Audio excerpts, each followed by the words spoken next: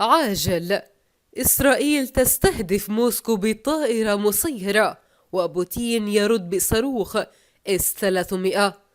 نشرت الشركة الإسرائيلية واي آي إعلانا برسوم متحركة خلال معرض للدفاع في الهند عن طائرة إسرائيلية بدون طيار متفجرة تدعى ميني هاربي، وأطلق عليها ضمن وسائل الإعلام اسم قاتل S-400 و S-300.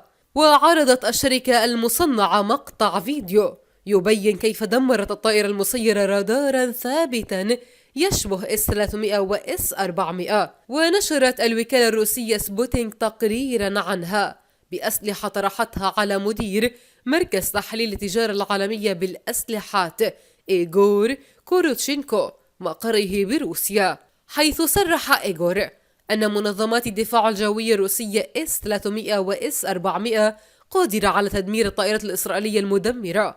وأضاف إيغور أن أنظمة التحكم بالرادار قادرة على الكشف عن أي نوع من الأهداف، حتى لو كان تصميمه استخدم بتكنولوجيا التخفي أو صغيرة الحجم. فصواريخ المنظومة قادرة على استهداف الطائرات المسيرة من هذا النوع، وهو هدف ليس صعب.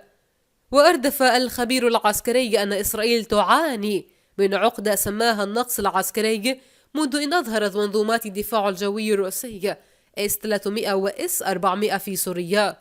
وتابع: الجيش الإسرائيلي لم يعد قادرا على ضرب أهداف في سوريا دون عقاب، لأنه يعرف الرد الكبير من منظومتي S-300 و S-400. وبين إيغور أن الفيديو المعلن يعكس عقدة نقص إسرائيل، لأنه عبارة عن رسوم متحركة يعبر من خلاله عن قدرته على استهداف منظومتي الدفاع الجوي الروسية S-300 و S-400، وهذا غير حقيقي.